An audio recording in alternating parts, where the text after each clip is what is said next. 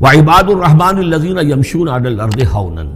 اللہ کے بندے وہ ہیں جو زمین پر چلتے ہیں تو آہستگی اور نرمی کے ساتھ، قدم مار کر نہیں چلتے، اکڑ کر نہیں چلتے، بلکہ یہ کہ معلوم ہوتا ہے فروتنی کے ساتھ چل رہے ہیں، اور یہ اپنے آپ کو آقا نہیں سمجھتے، مالک نہیں سمجھتے، بلکہ غلام سمجھتے ہیں، اللہ کے غلام ہیں، عباد الرحمن ہیں، اللہ کے بندے ہیں، تو غلاموں کی طرح چلتے ہیں، وہ اکڑ کر نہیں چلتے۔ وَإِذَا خَاطَبَهُمُ الْجَاهِلُونَ قَالُوا سَلَامًا، ایک ان کا وصف یہ ہے کہ جب جاہل لوگ، اجڑ لوگ، مشتعل مزاج لوگ خام خواہ ان سے الجھنا چاہیں، بحث و مباحثے میں انہیں جو ہے وہ خام خواہ الجھانا چاہیں تو وہ کہتے ہیں سلام، وہ الجھتے نہیں ہیں، بحث و تمہیز کے اندر نہیں۔ جب وہ دیکھتے ہیں کہ ایک شخص بحث پر اتر آیا، وہ اب بات سمجھنا نہیں چاہتا، اس کے اوپر ضد جو ہے وہ مسلط ہو چکی ہے، تو اب خام خواہ اس کے ساتھ وہ الجھے رہنا، جس کو ہم کہتے ہیں ہمارے ہاں وہ پنجاب میں یہ سینگ پھنسا کر آدمی جو ہے وہ اپنا وقت ضائع کرے، اس کا بھی وقت ضائع کرے، کوئی فائدہ نہیں۔ میچور آدمی یہ کہ دیکھے اگر تو واقعی یہ بات سمجھنا چاہ رہا ہے تو سمجھائے، نہیں سمجھنا چاہتا، اس کی اصل میں نیت ہی نہیں ہے، تو پھر خام خواہ اس کے ساتھ الجھنے کا فائدہ نہیں۔ والذین یبیتون لربہم سجدا وقیاما، اور وہ لوگ کہ جو راتیں بسر کرتے ہیں اپنے رب کے لیے سجدے اور قیام میں۔ یہاں وہ بات بہت واضح ہو گئی، جہاں تک 5 فرض نمازیں ہیں وہ تو فرض ہیں، وہ تو تعمیر سیرت کی بنیادیں ہیں، ان کی تو مداومت کرنی ہے۔ والذین یحافظون والذین هم علی صلواتہم یحافظون،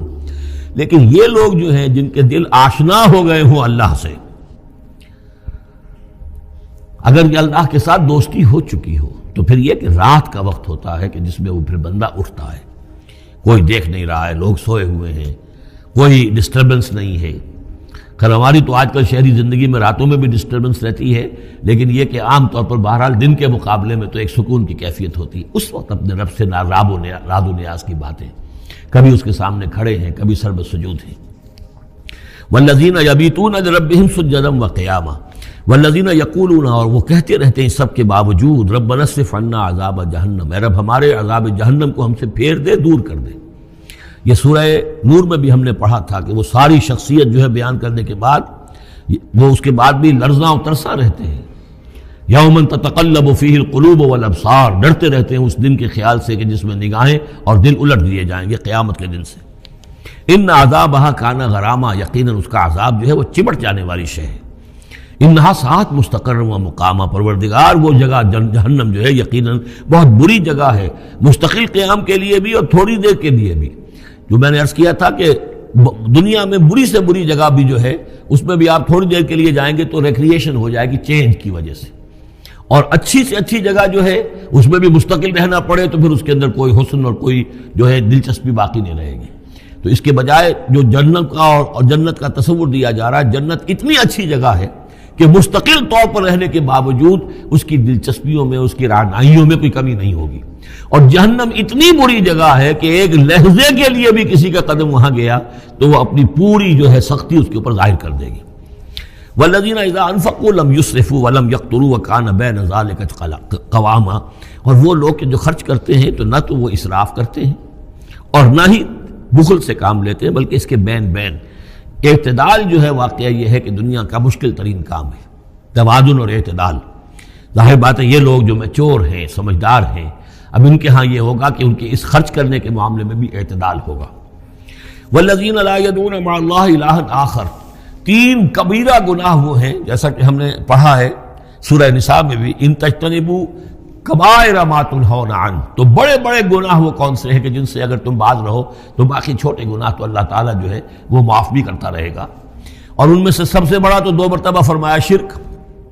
اور شرک کے بعد پھر قتل ناحق اور پھر زنا،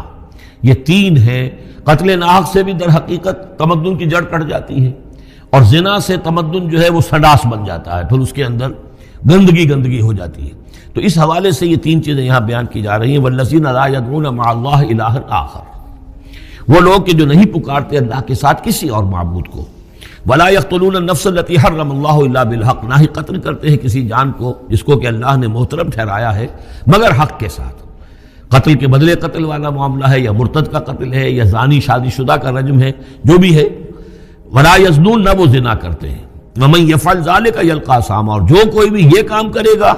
وہ اس کی پاداش کو پکڑ کر اس کو جو ہے اس حاصل کر کے رہے گا، یعنی لازماً اس کی سزا اس کو مل کر رہے گی۔ یلقى اثاما یضاعف له العذاب یوم القیامہ، قیامت کے دن اس کا عذاب دگنا کر دیا جائے گا۔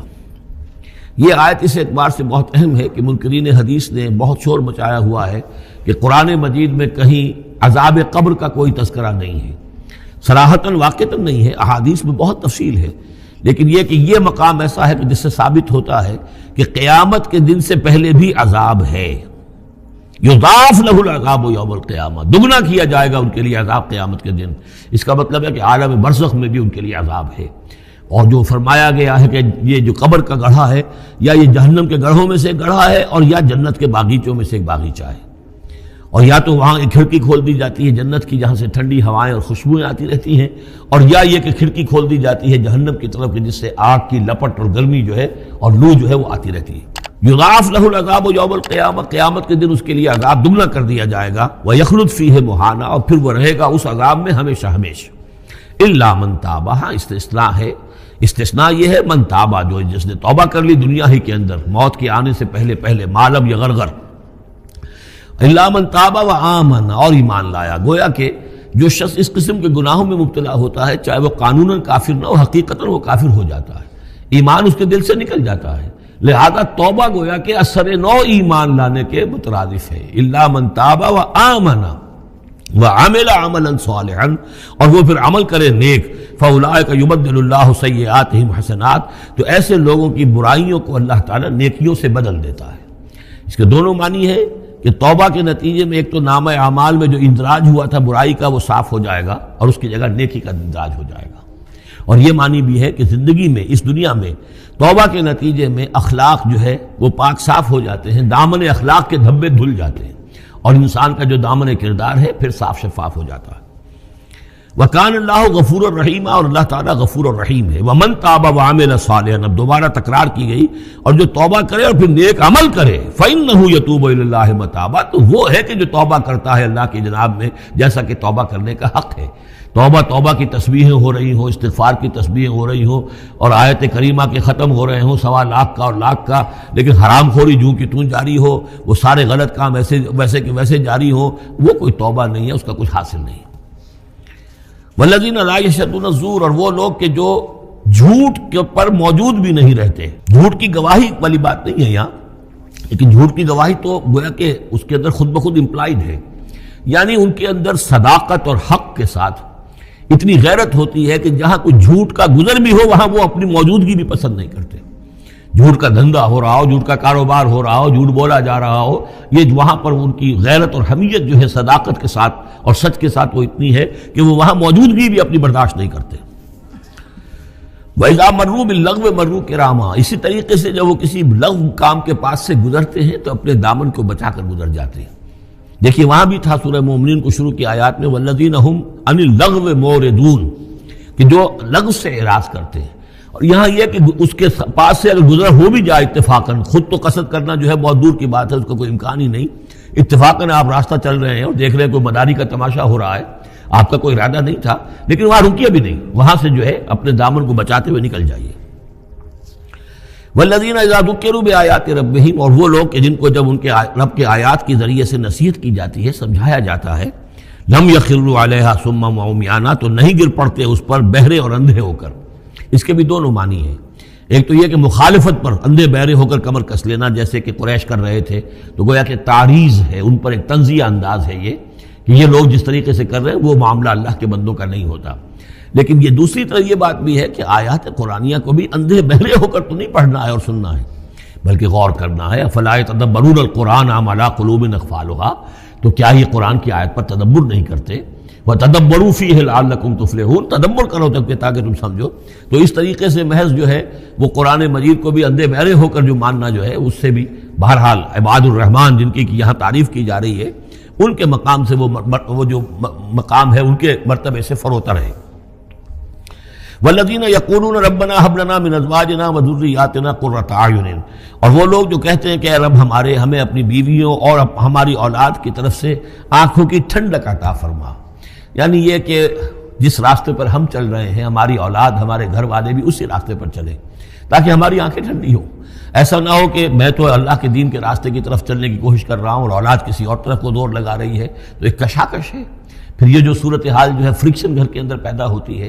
تو اللہ تو ہمیں ہمارے گھر والوں سے آنکھوں کی ٹھنڈک عطا فرما، اور آنکھوں کی ٹھنڈک ظاہر بات ہے عباد الرحمن کی کن چیزوں میں ہوگی کہ وہ بھی اللہ کے بندے بنے، اللہ کی بندگی کے راستے کو اختیار کریں۔ وَجْعَلْنَا لِلْمُتَّقِينَ إِمَامًا، اور ہمیں متقیوں کا امام بنا۔ اس کا یہ مطلب نہیں ہے کہ امامت کی طلب ہے، بلکہ یہ کہ ہم خود امام ہیں۔ ایک شخص اپنے گھر کا سربراہ ہے، امام ہے، تو اے اللہ جن کے ہم امام ہیں انہیں متقی بنا دے۔ اس لیے کہ ظاہر بات ہے کہ میدان حشر میں جب ہم چلیں گے تو ایک شخص کے پیچھے اس کی اولاد چلی آ رہی ہے، اور معلوم ہو کہ وہ تو جہنمی ہے جو چلے آ رہے ہیں، یہ خود تو بہرحال ایک نیک آدمی تھا نہیں، ہمارے پیچھے جو ہماری نسلیں آئیں اے اللہ انہیں بھی متقی بنا۔ جن کے ہم امام ہیں، جو ہمارے پیچھے ہیں، جن کے کہ ہم دنیا میں جیسے کہ فرمایا ہے ایک حدیث میں بھی آتا ہے کلکم راعٍ وکلکم مسئول عن رعیتہ، تم میں سے ہر شخص کی حیثیت ایک چرواہے کی ہے، اور اللہ نے کچھ نہ کچھ مخلوق جو ہے اپنی اس کے چرواہے کے حوالے کی ہے۔ تمہاری اولاد ہے، تمہاری بیوی ہے، یہ گھر کنبہ ہے، یہ تمہارا جو ہے یہ گویا کہ تمہارے متبعین ہیں، تمہارے فالوورز ہیں، تو اللہ ہمارے فالوورز کو متقی بنا دے، اور ہماری جو امامت ہے وہ متقیوں کی امامت ہو۔ اولئک یجزون الغرفۃ بما صبروا، یہ وہ لوگ ہیں کہ جن کو بالا خانے ملیں گے ان کے صبر کی جزا میں، انہوں نے صبر کیا۔ ظاہر بات ہے کہ اللہ دنیا میں بے شمار مواقع آتے ہیں حرام خوری کے، ایک بندہ مومن بچتا ہے، بہت سے مواقع پر اللہ تعالیٰ موقع دے کر آزما لیتا ہے کہ ذرا سی بھی اس کے اندر کمی ہو تو پھر یہ نکل جائے کسی غلط راستے کی طرف۔ انسان جو ہے صبر کرتا ہے، جذبات کو روکتا ہے، اپنی خواہشات کو روکتا ہے، شہوات کو تھامتا ہے، ان تمام چیزوں کو سنبھال کر یہ سب گویا کہ پوری زندگی صبر ہے۔